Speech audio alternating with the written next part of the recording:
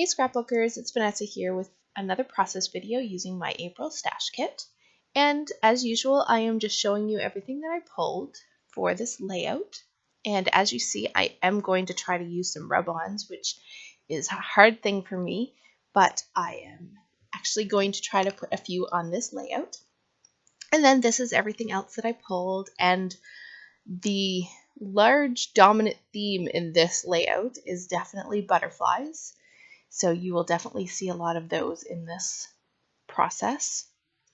But the first thing that I do before I go ahead and start anything else on this layout is I wanted to take my background paper and just add a little something to it. So I took this very old stencil, and I think this came in a hip kit way back. They had done some custom stencils, and this is really just a random triangle stencil, I guess would be the best way to describe it. And so I'm just kind of putting this on a diagonal sort of design on the page, and I'm using the Evergreen Bough, I believe, Distress Oxide, and I just went ahead and used my foam applicator and lightly put that through the stencil. I didn't want to do it very heavy, so that I just wanted it to be very faint and light in the background. So I went ahead and did that, and I am using my basic gray glass mat, which I have to say I absolutely love. I was hoping to do a review video for it, but I will just give you a little heads up that I love this mat. It is wonderful, and I highly recommend it. It's great. I don't have to pull out anything else to do my mixed media now. I can do everything on here, and it wipes off. It is awesome. So I highly recommend it. Even if I don't get my review video up, if you are thinking about getting it, I totally say go for it. So while I was going on about my mat, I did, as you saw, go ahead and take some of those fabric butterflies and put some color on. I chose Worn Lipstick for the pink, and I did do some Evergreen Bough butterflies as well, but the video did cut off before I could show those. So while I'm waiting for the ink, which I put some shimmers coloring in, I believe it was Well Blew Me Down. While I'm waiting for that background to dry, I am just going to go ahead here and mat my photos. And I'm using this heart bokeh paper. I believe it was a Maggie Holmes. And I'm just figuring out how big I want my mat to be. And you won't actually see that there's hearts in the background of this paper at all once my photos go on, but I really just like the pink color and the sort of variation of pinks that are in it. So I'm just going ahead and sort of playing around with the size that I want this mat. And I did cut my photos down a little bit. And these photos are of some wildflowers that I took while we were on a hike to a waterfall in Gatlinburg. We had gone on vacation, and we had decided to do a hike up to the waterfall. And so that these are just some pictures of some wildflowers that were on our hike that were just beautiful. We were there at the perfect time of year that all the wildflowers were out, so I snapped a few pictures. And here I am just, now that my background is dry and I've matted my photos, I am just going to add my layers for my layout. So I'm adding this grid or journal type background paper that I did the mixed media on to a piece of pink cardstock. And I've gone ahead and added that. And then I decided my background still needed a little bit more, so I'm actually gluing down my photos first, I guess.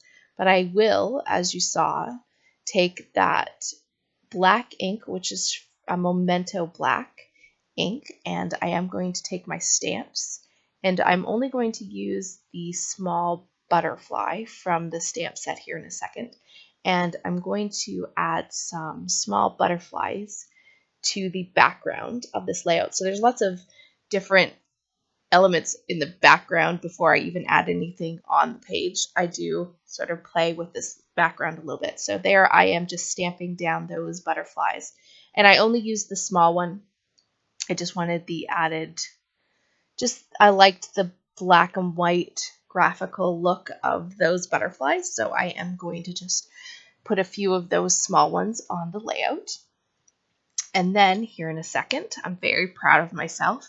I pulled out the rub-ons, and if you haven't guessed already, I am going to, in a second here, fussy cut out the black and white butterflies. Those are the only things that I use from this rub-on sheet for this layout are these black and white butterflies, but I thought they were perfect. They add, again, that graphical sort of look to the background.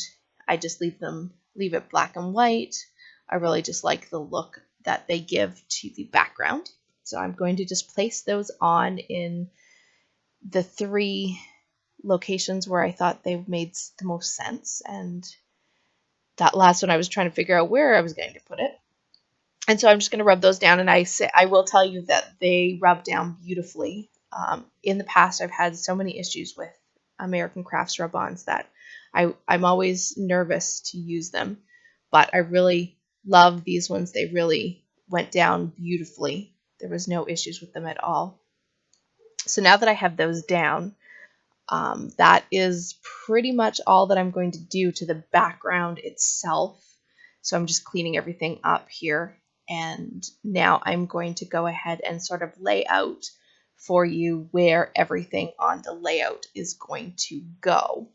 And I have an idea in my head, and as you can see, this whole layout is definitely taking that sort of diagonal feel, at least with the butterflies. And you'll see as we go on that, yes, it definitely has a very diagonal design to the embellishing.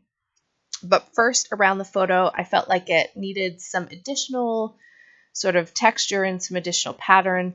So I do go ahead and I add a doily, and then I take 2 of my pattern papers and I cut them, and I don't put them right the same papers right underneath. I kind of do them on an alternate, so pink and then green, and then the bottom has the green and then the pink, just to add some extra interest. So that is how that'll go. I do add a journaling spot down there behind that doily. I will eventually move that up, and you'll see that in the end that I move that journaling up. It's hidden journaling, and that is simply just because I didn't want my journaling on display because I really like the design of the page. I do that a lot in the fact that my other favorite part of scrapbooking is not only recording my memories, but the actual design and layout of the pages. So sometimes I don't want my journaling on display just for the simple fact that I like the page the way it looks, and I don't want to add the journaling where it can be visible. So there's no reason to hide the journaling, but other than I just like the look of it better with it clean and out without any journaling. So while I was saying that, I did just go ahead and, like you see, I have laid out all of my butterflies, and they are sort of flying up in a diagonal and off the page. I added a little documented border strip, I guess you could say, or little tab that says documented. I added some of those leaves from the basic gray package, and I added You're My Favorite down at the bottom below the photos, and then all of the butterflies that you saw me color and fussy cut are all, again, put on that diagonal along the page. I kept my title very simple and used, again, those stickers, making it so that I didn't have to think a lot about what I would make this title, and I used Life is Good. And there is that journaling spot that I said that I was going to use in there. I've added it now to the top. I did glue everything down off camera, so you didn't have to see me do that. The last thing that I do is just actually add the date of when this trip took place down here at the bottom. And that, I believe, finishes up this layout. I will do my journaling, like I said, off camera later, and here are the still photos. So with that, guys, I will catch you guys on the next video. Bye-bye.